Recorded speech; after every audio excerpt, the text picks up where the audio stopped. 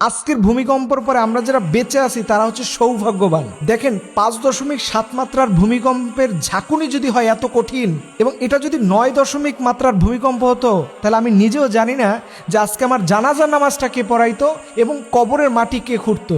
কারণ 9 মাত্রার ভূমিকম্প যদি বাংলাদেশ আজকে হতো, কত লক্ষ মানুষ যে আজকে মারা যেত এক আল্লাহ ছাড়া কেউ জানে না। এর জন্য ভাইদেরকে আমি বলি, যারা শহরে থাকেন, ঢাকা, চট্টগ্রাম, বিভিন্ন সিটি শহরে থাকেন, প্লিজ মেহেরবানি করে এই শহর ছাড়তে হবে। এই শহরের যে কি কঠিন এক অবস্থা চলতেছে এক আল্লাহ ছাড়া কেউ জানে না। এই দেশের উপর এখন পর্যন্ত রহমত আসছে বলেই এই বিল্ডিংগুলো এখনো ভেঙে পড়ে নাই। আল্লাহ নবী বলেছেন এই ভূমিকম্প কেন হয় বেশি জানো? যেই সমাজে মদ বেড়ে যায়, নেশা বেড়ে যায়, যেখানে নারীদের অবাধ্যতা বেড়ে যায়, নারীদের খারাপ কাজ বেড়ে যায়, সেখানে আল্লাহর পক্ষ থেকে গজব আসে। এবং এটা যেদিন হবে, দেখছে না যে আজকে মানুষ ওভারব্রিজের নিচে খোলা রাস্তায় গেছে, মানুষ বাঁচার জন্য রাস্তায় দাঁড়াইছে।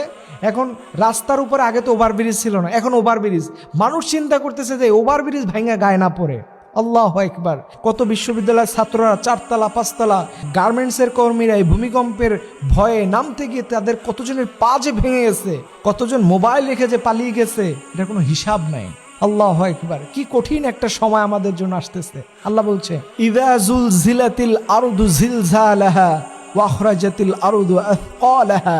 যেদিন এই পৃথিবীকে আল্লাহ ঝাঁকিয়ে দিবেন, ভূমিকম্পের এই তীব্রতায় পৃথিবী সব উপড়ে ফেলবে। এই যে পৃথিবীর উপরে বিল্ডিংগুলো দাঁড়ায় আছে, এই বিল্ডিংগুলো সব উপড়ে ফেলবে। আল্লাহু আকবার। সেদিন ভয়াবহ একটা অবস্থা হবে। এই ভয়াবহ অবস্থা থেকে আপনাকে আমাকে যদি বাঁচাইতে চান, তাহলে অবশ্যই আপনাকে কোরআনের দিকে আসতে হবে।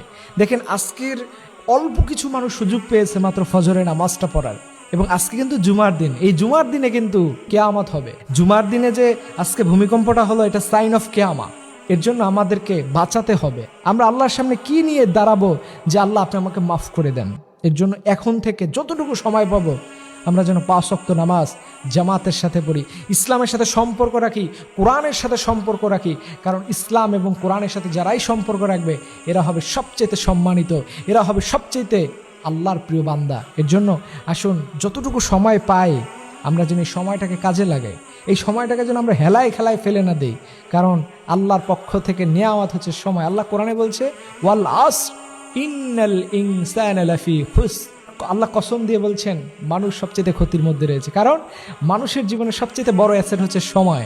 এই সময়টা যদি হেলায় হেলায় হেলায় চলে যায়, আপনি আপনার লাইফে সবচাইতে ক্ষতিগ্রস্ত হবেন। এর জন্য আল্লাহ বলছে মানুষ ক্ষতির হাত থেকে বাঁচতে চাইলে সে যেন টাইমের গুরুত্ব দেয়, সময়ের গুরুত্ব দেয়। আসুন আমরা এই মুহূর্তে আজকে থেকে আল্লাহর কাছে আমরা ওয়াদাবদ্ধ হয়ে রব, জীবনে যতদিন বেঁচে থাকবো আল্লাহ, জীবনে আর কোনোদিন নামাজ ছেড়ে দিব না, আর কোনোদিন গান শুনবো না, আর কোনোদিন প্রেম করব না, আর কোনোদিন হারাম রিলেশনশিপের মধ্যে জড়াবো না।